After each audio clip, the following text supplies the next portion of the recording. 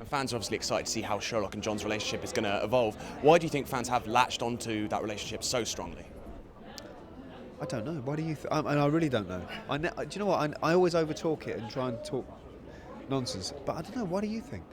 I just think, a relationship between two men like that, a real friendship, is quite compelling. It's quite unusual on television. I suppose a relationship that is platonic but yet very sort of close in that way. There is something of the couple about it, but platonic. Yeah, I don't know. There's a sort of titillation to the idea that in the 21st century they can't be anything other than being in a relationship rather than a friendship relationship. But it is very much a platonic affair, if you will, in our version anyway.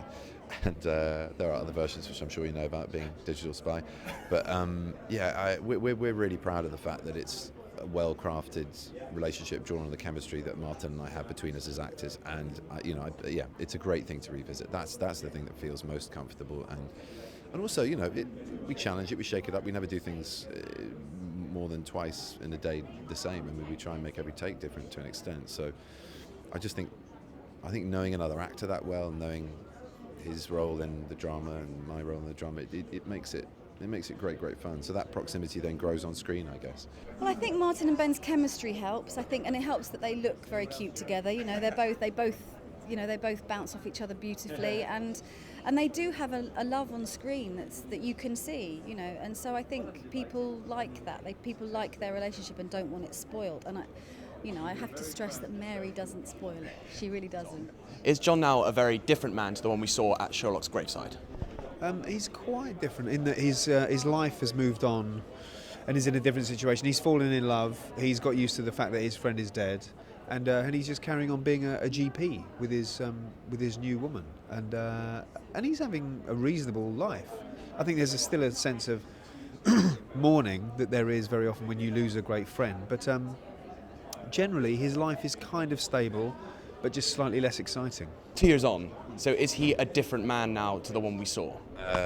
Yes and no. I think he's regressed, sadly. So he's more of the person we knew at the beginning of his sort of friendship with John. So he's been up against quite a lot himself. I mean, John has obviously had to deal with the death of a best friend and has started a very serious long-term relationship, and yet spare the thought for Sherlock for a little second because he's been in hiding for 2 years, and I think he's had to take a step out of the limelight, which is not his natural kind of milieu, and kind of show off in secret if that's possible, and just be away from his best friend and everything that sort of stabilised him and saw him grow into a more humanised figure in the last two series. So yeah, he's back, and he's probably worse than ever in that regard.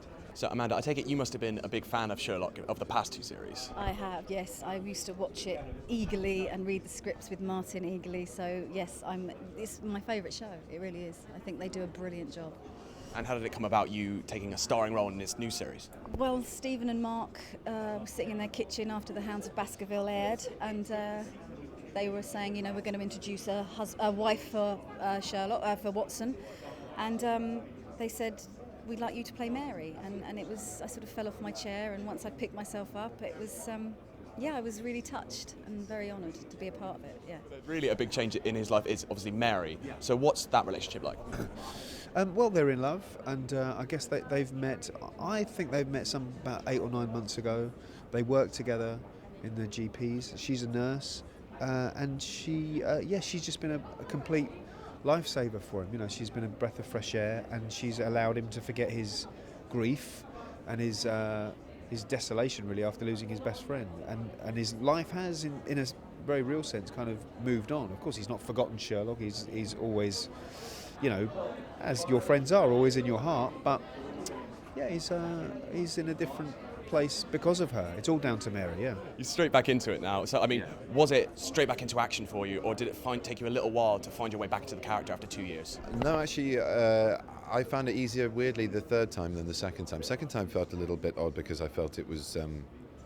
I knew we were doing something that was now sort of highly recognised after the first series. And in the third one, I don't know why, the sense memory was there, and I was less nervous, I suppose, about inhabiting. I know how he feels. The muscle memory was a little bit more ingrained after doing another series, the second series, even though it was a while ago. So it felt that there was a sort of a rhythm and so many familiarities which are comfortable. I mean, the challenges in this were multifarious, and the usual kind of curveballs and things that keep you on your toes as an actor, which is the way I want it, to be frank. I don't want to be just playing the same tune every time, but I kind of felt a little bit more at ease this time than the previous time. Can you just talk a little bit more about her sort of dynamic with Sherlock? Because some fans might expect it to be combative, but it's very much not. No, she's not combative at all. As she says in the first episode, she likes him and she thinks he's interesting, and I think she sees a lot of herself in him, and vice versa. I think he sees her as an ally and a friend, and I think him being away for 2 years as well has slightly mellowed him,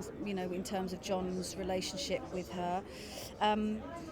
She's not going to be divisive at all. She's not a divisive character. I don't think Stephen and Mark wanted to make her divisive. They wanted her to slot in without coming between them both.